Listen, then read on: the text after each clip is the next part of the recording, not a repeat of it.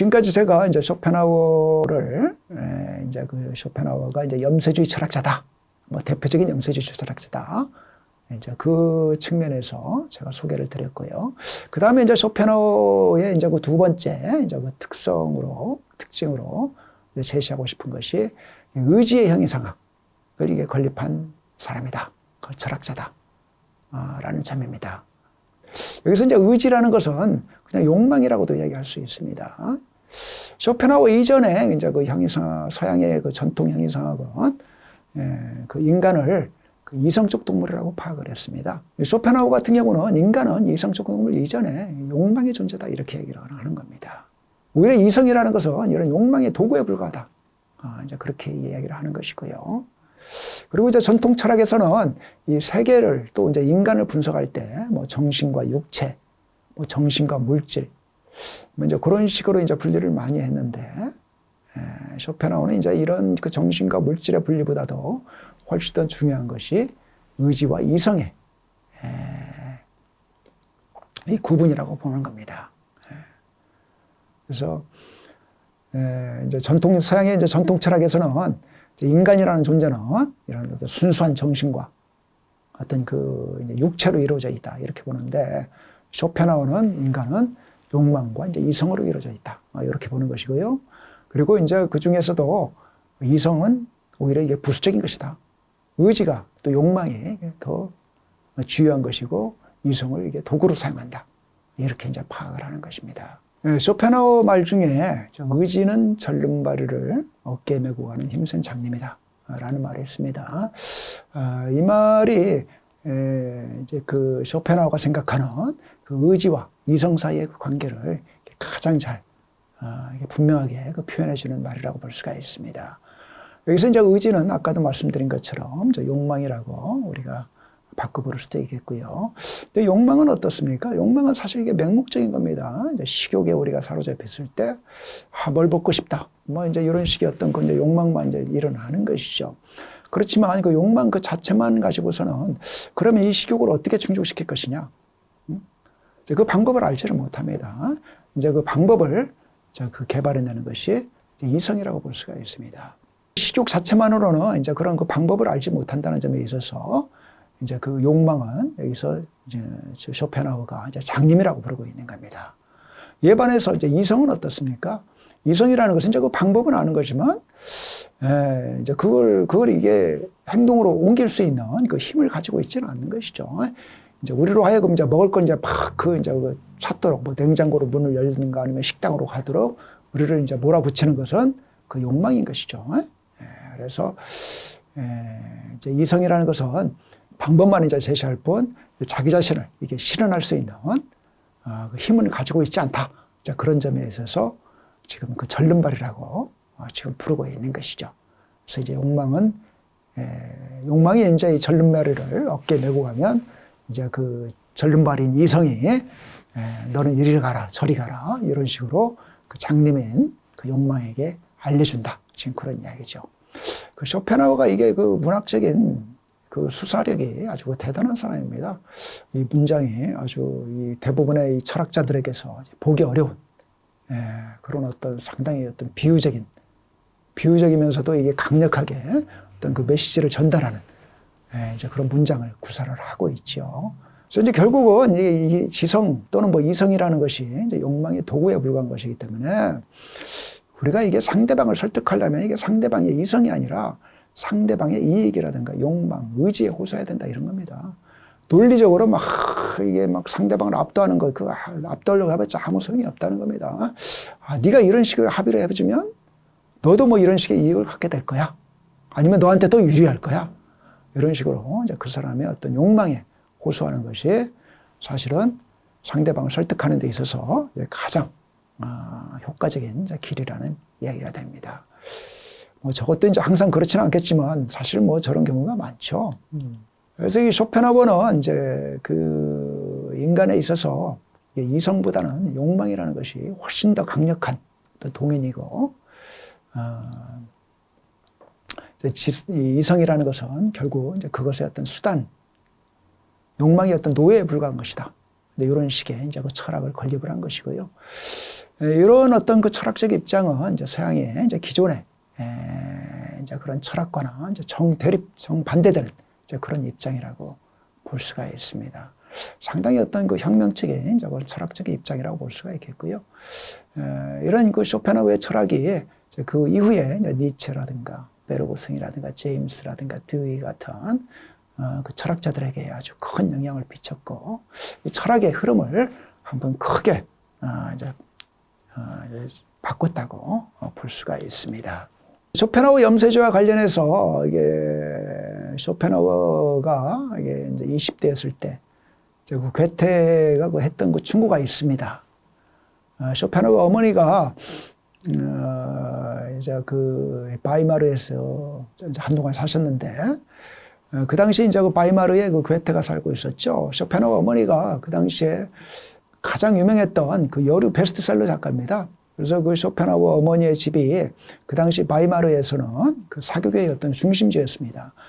그러면서 그 괴테도 거기에 이제 자주 놀러 왔었고, 그러면서 그 쇼펜하우도 그 괴테랑 이제 종종 그 이제 이야기를 나눴던 것 같습니다. 근데 이제 괴테를 만나서 또 쇼펜하우는 이게 끊임없이 어떤 세계에 대해서 염세주의적인 발언을 많이 했던 것 같아요. 이제 그런 이제 쇼펜하우를 보고서 이 괴테가 이제 충고를 했습니다. 당신이 당신의 가치를 즐기려면 당신은 마땅히 그 가치를 세상에도 인정해야 한다. 왜 저래야 될까요? 우리는 사실 이제 세상 속에서 살고 있습니다.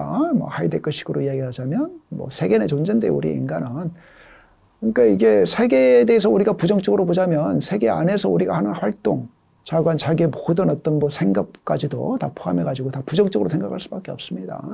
세상이 헛된 것이다 이렇게 생각을 하면 어때요? 세상에서 자기가 하는 뭐 모든 생각이나 활동도 행동도 다 헛된 거라고 생각할 수밖에 없는 것이죠. 그러다 보면 자기에 대해서 어떻게 생각하게 되겠습니까? 자기는 맨날 부질없고 헛된 생각하고 행동밖에 하지 못하는 그런 보잘것없는 인간밖에 안 되는 것이죠. 그래서 괴테는 당신이 이제 당신에 대해서 어떤 그 자부심과 어떤 긍지를 갖고 당신의 가치를 인정을 하려면 이 세계에 대해서도 그 가치를 인정을 해야 된다. 그 염세주의에서 벗어나야 된다. 그런 식의 이제 충고를 했다고 합니다. 쇼펜하우의 생애에 대해서 한번 간략하게 살펴보도록 하겠습니다. 쇼펜하우는 이제 그 단치라는 데서 태어났는데, 그 당시에는 이제 독일 영토였지만 지금은 이제 그 폴란드 영토라고 합니다. 그래서 이제 아버지는 아주 부유한 상인이었을 거예요. 부유하면서도 이제 아주 정말 성실하고 아주 진지하고 그런 분이었던 것 같습니다. 그래서 이제 그 성격적으로 쇼펜하우는 그 아버지를 많이 닮았던 것 같고요. 그래서 아버지를 무척이나 존경했습니다. 그 아버지가 이제 그 쇼펜하우가 이게 평생 먹고 살 수 있는 이제 그런 유산을 남기고 이제 돌아가셨죠. 쇼펜하우는 그 평생 백수로 살았습니다. 그 아버지 덕분에 이제 학문에만 이게 몰두할 수 이제 있었던 것이고, 그래서 그 아버지에 대한 그 아버지에 대해서 항상 어떤 그 감사하는 마음을 가졌던 것 같습니다. 그래서 쇼펜하우는 이게 상당히 일생 동안 이제 결혼도 않고 좀 외롭게 이제 살았던 사람입니다. 별로 그렇게 이제 어떤 사교성이 좋은 사람이었던 것 같지는 않습니다. 아버지 뒤를 이어서 상인이 되기를 그 아버지는 바랬던 것 같아요. 근데 이제 쇼펜하우는 이제 원래부터 이게 상인에 관심이 없었고, 학자가 되고 싶어 했었죠. 철학자가 되고 싶어 했기 때문에 아버지가 이제 그 쇼펜하우한테 제안을 합니다. 네가 앞으로 그 이제 상인이 된다면 유럽 여행을 시켜주겠다. 그런 이제 유럽 여행을 하고 싶은 그 욕망 때문에 아버지의 제안을 받아들이죠. 그러면서 유럽 여행을 하면서 이제 세상의 여러 가지 이제 그 비참한 광경들을 봅니다. 특히 이제 프랑스의 그 뭐 뚫롱이라는 데서는 그 이제 노예들이 몇백 명의 노예들이 이제 정말 비좁은 공간에서 이게 사는 걸 비참하게 사는 그런 광경을 보고서 아주 놀랬던 어떤 그런 체험을 기록을 하고 있죠. 아버지가 이제 돌아가시고 나서 상인의 길을 포기를 하고 뒤늦게 이제 김나지움에 들어갑니다. 독일에서 이제 김나지움은 이제 중고등학교 과정이 이게 통합된 이제 그런 그 중등 과정을 가리킵니다. 그래서 이제 그 당시에 이제 17살이었고 상당히 이제 뒤늦게 그 학교에 중등학교에 들어갔던 것이죠. 그러면서 쇼펜하우어가 이제 26세부터 이제 4년 동안 이제 자신의 이제 그 세계적인 어떤 그 대표작을 저술을 합니다. 의지와 표상으로서의 세계라는 책인데요. 저 책을 26세에 써가지고 31세에 마친 거니까, 정말 그 젊은 나이에, 이제 세계적인 어떤 그 고전을 쓴 거죠. 대단한 천재기는 한 것 같습니다. 쇼펜하우어가 이게 원래 이게 좀 자화자찬이 심했던 사람이라 자기 책에 대해서, 지금 자평을 하고 있습니다. 낡은 관념을 단순히 재생하고 있는 것이 아니라 독창적인 사상을 개진하고 있으며 지극히 일관된 체계를 성공적으로 수립하였고 명석하고 이해하기 쉬우며 또한 매우 아름답다. 이런 식으로 자화자찬을 하고 있습니다. 그러면서 이제 쇼펜하우어가 이제 그 진정한 어떤 그 사상가의 조건으로서 다음과 같은 걸 제시를 합니다. 진정한 사상가는 자신의 생각을 최대한 순수 명료하게 또한 정확 간결하게 표현하려고 노력한다. 그래서 단순함은 진리의 증거로서 뿐만 아니라 천지의 증거로 간주되는 것이다. 쇼펜하우어의 책은 상당히 명료합니다. 아주 이제 명료한 사상가죠. 유명해지기 시작한 것이 63세에 이제 여록과 보유, 그러니까 이제 조금 여가 시간에 쓴 수필들이다 이제 이런 식의 의미인데요. 이제 그 책이 이제 독일이 아니라 이제 영국에서 이게 상당히 호평을 받았습니다. 그래서 이제 그 영국 신문에서 이제 저 책에 대해서 상당히 대서특필하고 그러니까 이 독일 사람들도 이제 관심을 갖게 된 거죠. 그러면서 이제 63세에서야 비로소 이제 유명해지고 유럽 전역에 이제 명성을 떨치기 시작합니다. 그래서 이제 말년에는 상당히 좀 인생을 좀 낙관적으로 봤다고 그래요. 이 사람이 정말 염세주의자인가 싶을 정도로 이제 그 유명세를 이렇게 즐기면서 이게 살았다고 그러죠. 그리고 이제 평생을 이제 아트만이라고 이름을 붙였던 개 한 마리하고 살았어요. 아트만이라는 말은 이제 그 인도의 이제 그 베다 경전 중에 이제 그 맨 마지막 경전, 베단타라고 그러는데, 베단타를 이제 또 우파니샤드라고도 하죠. 이제 그 우파니샤드에 나오는 용어입니다. 아트만이라는 것은 이제 우리 내면에 존재하는 어떤 영원 불변의 참된 자아를 가리킵니다. 원래는 저 개 이름을 헤겔이라고 붙였었다고 그래요. 이게 이제 헤겔을 미워하다 보니까, 이 개가 이제 조금 못된 짓을 한다 싶으면 이제 이 헤겔 이놈의 새끼 막 하면서 욕을 하고 싶었던 거죠. 근데 개하고 살아봤더니 이게 개가 너무 충직하고, 인간보다 훨씬 나은 겁니다. 그래서 이제 이 개를, 개명을 했다고 그러죠. 아트만이라고. 인간의 어떤 그 참된 자아를 오히려 진짜 구현하고 있는 그런 존재다.